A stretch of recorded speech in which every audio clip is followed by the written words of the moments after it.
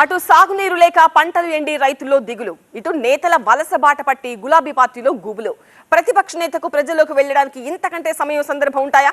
అటు రైతులకు పరామర్శ, ఇటు ఎన్నికల ప్రచారం, మరోవైపు కాంగ్రెస్ పై విమర్శనాస్త్రాలు సంధించే అవకాశం. కేసీఆర్ లాంటి అపార చాణక్యుడు ఈ ఛాన్స్ వదులుకుంటారా? పొలం బాట పట్టిన కేసీఆర్ రైతులకు భరోసా ఇవ్వడంతో పాటు కాంగ్రెస్ పై తీవ్ర స్థాయిలో విరుచుకుపడ్డారు. ఇది కాలం తెచ్చిన కరువు కాదు, కాంగ్రెస్ తెచ్చిన కరువు అంటూ మండిపడ్డారు. గులాబీ బాస్ ఇస్ బ్యాక్. ప్రతిపక్ష నేతగా మొదటిసారి ప్రజల్లోకి, పరామర్శతో పాటు ప్రచారం. కేసీఆర్ పొలం బాట, రైతు భరోసా.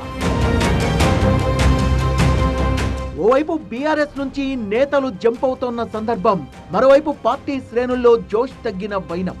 తెలంగాణలో సాగునీరు లేక ఎండిపోతున్న పంటలు. ప్రజల్లోకి వెళ్లేందుకు ఇదే సమయం సందర్భం.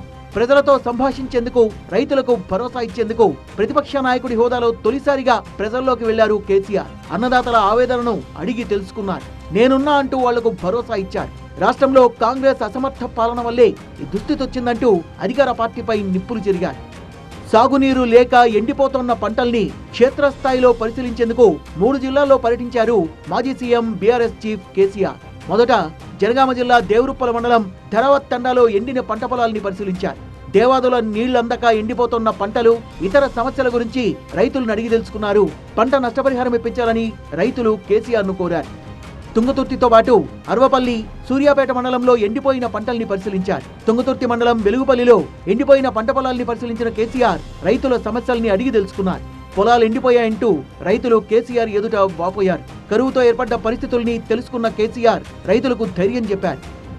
బీఆర్ఎస్ అధినేత కేసీఆర్ ప్రయాణిస్తున్న బస్సును 2 జిల్లాల్లో పోలీసులు తనిఖీ చేశారు. తొలుత జనగామ జిల్లాలోని మొండ్రాయి చెక్పోస్ట్ దగ్గర కేసీఆర్ బస్సును పోలీసులు ఆపారు. ఎన్నికల కోడ్ కారణంగా పోలీసులు ఈ బస్సును చెక్ చేశారు. ఆ తర్వాత సూర్యాపేట జిల్లా ఎర్కారంలో కూడా కేసీఆర్ బస్సును అడ్డుకున్న పోలీసులు బస్సు లోపల తనిఖీలు చేశారు. రైతుల్ని పరామర్శించాక మీడియాతో కేసీఆర్ మాట్లాడుతూ, ఇది కాలం తెచ్చిన కరువు కాదు, కాంగ్రెస్ తెచ్చిన కరువు అంటూ మండిపడ్డారు. ఇది వచ్చిన కరువు కానే కాదు, అసమర్థ కాంగ్రెస్ ప్రభుత్వం తెచ్చిన కరువు. ఇలా ఈ పంటల కారణం మీరు, కరెంటు లోవలు వచ్చే సప్లై చేయడానికి కారణం మీరు. మీకన్నా జస్ట్ బిఫోర్ 8-8.5 ఏళ్ళు మేము ఇచ్చినాం పవర్, అద్భుతంగా ఇచ్చినాం. మీరు ఇయ్యలేకపోతున్నారంటే మీరు అసమర్థలే కదా, మీరు చేతగాని వాళ్ళే కదా. సింపుల్ కదా, దాంట్లో ఏమి పెద్ద సంస్కృతం ఉందా?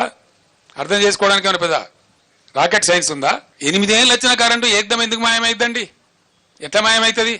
ఇచ్చిన హామీల్ని అమలు చేసే వరకు ఈ ప్రభుత్వాన్ని పరిగెత్తిస్తాం, ప్రజల తరపున కొట్లాడతామని హెచ్చరించారు కేసీఆర్. ఓర్వలేనితనం లెక్క వాడైతే గెలవంగానే వీళ్ళు మొదలుపెట్టిన దుకాణం ఓర్వలేకపోతున్నారు అని అంటారు. కాబట్టి నేను 4వ నెల దాకా నా 4 కూడా తెరవలే. 1-2 మీటింగ్లు పెట్టినాం కేఆర్ఎంకి ఇచ్చినప్పుడు. అంత తప్ప నేను మాట్లాడలే. చరిత్రలో ఏ ముఖ్యమంత్రి మాట్లాడినంత మొరటుగా ఈనాతీనంగా మాట్లాడినా, నిందించినా నేను 4వ నెల దాకా ఓపిక తప్ప నా నోరు తెరవలే. మీరు ఎన్ని వాగ్దానాలు ఎగబెడతాం అనుకుంటున్నారా? మీరు వాగ్దానాలు ఎగబెట్టి అందరం ఊరేగదాం అనుకుంటున్నారా? పండనీయం బిడ్డ జాగ్రత్త, మిమ్మల్ని చేస్తాం, పరిగెత్తిస్తాం ఎక్కడికక్కడ. 100 రోజుల్లోనే ఇలాంటి దుర్భర పరిస్థితులు వస్తాయని, రైతులు ఆత్మహత్యలు చేసుకునే దుస్థితి వస్తుందని ఊహించలేకపోయామన్నారు గులాబీ బాస్. చాలా బరువైనటువంటి గుండెతో నేను మాట్లాడుతా ఉన్నా, బాధ కలుగుతా ఉంది. ఇంత షార్ట్ పీరియడ్లో వితిన్ 100 days, 110 daysలో ఇంత దుర్భరమైన పరిస్థితి చూస్తామని మేము అనుకోలేదు. రైతులు ఇంత ఏడ్చేటువంటి పరిస్థితికి పోతారని కూడా అనుకోలేదు. నేను కొద్దిగా బాధపడుకుంటూ మాట్లాడుతున్న ఆవేదనతో, ఎందుకంటే రైతులు మళ్ళా ఆత్మహత్య చేసుకునే దుస్థితి ఈ రాష్ట్రంలో వస్తుందని చెప్పి మేము కళ్ళ కూడా అనుకోలే. రైతులకు బోనస్ ఇవ్వాలనే డిమాండ్తో ఏప్రిల్ 2న దీక్షలు చేయాలంటూ బీఆర్ఎస్ శ్రేణులకు పిలుపునిచ్చారు కేసీఆర్. ఏప్రిల్ 6వ తేదీ నాడు అన్ని నియోజకవర్గ కేంద్రాలలో 500 రూపాయల బోనస్ ఇవ్వాలని చెప్పి ఖచ్చితంగా దీక్షలు చేయండి. 1 day దీక్ష, నిరాహార దీక్షలు అవసరం లేదు. ఈ తోలుమందం ప్రభుత్వానికి కడుపుండేదినే కూర్చొని దీక్ష చేయండి చాలు. వీళ్ళ కోసం మనం ఉపాసం ఉండే అవసరం లేదు. మంచిగా టిఫిన్ తిని లంచ్ తిని కూర్చొని దీక్ష చేయండి. 2 లక్షల రూపాయల రుణమాఫీ ఏమైందంటూ కాంగ్రెస్ ప్రభుత్వాన్ని ప్రశ్నించారు కేసీఆర్. మీరేం చెప్పిండ్రు? 2 లక్షల రుణమాఫీ ఏమైంది? ఎందుకు మీరు స్పందిస్తలేరు? ఎప్పటికి చేస్తారు? ఎందుకు చెప్తలేరు? బ్యాంకులు మించి ఎందుకు మాట్లాడతలేరు? బ్యాంకు నోటీసులు ఇస్తే మంత్రులు, ఎమ్మెల్యేలు, ముఖ్యమంత్రి ఎందుకు మౌనం పాటిస్తున్నారు? దానికి సమాధానం కావాలి. మేము రైతాంగం పక్షాన, ప్రజల పక్షాన అడుగుతా ఉన్నాం. తమ హయాంలో కరెంటు పోతే వార్త, ఇప్పుడు కరెంటు ఉంటే వార్త అన్నట్టుగా పరిస్థితి మారిందన్నారు. ఉన్న కరెంటును కూడా సరిగా ఇవ్వలేని చేతగానితనం కనిపిస్తోందంటూ ఎద్దేవా చేశారు కేసీఆర్. ఆనాడు కరెంటు పోతే వార్త, ఇలా కరెంటు ఉంటే వార్త అని కాడికి వచ్చింది. ఇది ఎందుకు వస్తుందండి నాకు అర్థం కాదు. ఒక సెటిల్డ్ సిస్టమ్, విద్యుత్ అనేది చిన్న విషయం కాదు కదా, నోటి మాటలు కాదు కదా, కట్టుకథలు పిట్టకథలు కాదు కదా. ఒక అద్భుతమైన వ్యవస్థ. 7.5-8 ఏళ్ళు అద్భుతంగా మేము మొత్తం ప్రజలకు సరఫరా చేసినాం. కమర్షియల్ కావచ్చు, డొమెస్టిక్ కావచ్చు, అగ్రికల్చర్ కావచ్చు, ఇండస్ట్రీ కావచ్చు, ఐటీ కావచ్చు, ఇంకా మరే ఇతర రంగమైన కావచ్చు. 100 రోజులలో ఇంత అస్తవ్యస్తమైంది. దీని ఉన్న తమాషా ఏంది? కొత్తగా నడిపించేది ఏం లేదు, కొత్తగా మొద్దులు మోసేది లేదు, కట్టెలు కొట్టేది లేదు, కొత్తగా పెద్ద గడపరలు పెట్టి తవ్వేది లేదు.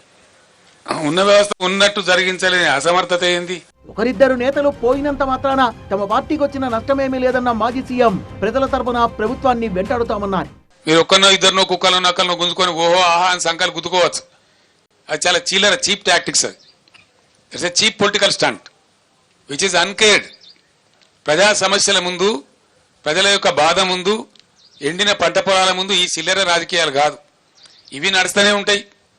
దీనికి పెద్ద ఇష్యూ కాదు. ఖచ్చితంగా తీస్తాం, లెక్కలు పెడతాం, మిమ్మల్ని బజార్లకు ఈడిస్తాం, 100% మీ చేత కక్కిస్తాం. అది ఎన్నికల వేళ అన్నదాతల ఆవేదనే ఆయుధంగా ప్రజల్లోకి వెళ్లారు కేసీఆర్. మరి దీన్ని కాంగ్రెస్ ప్రభుత్వం ఎలా ఎదుర్కొంటుందో చూడాలి.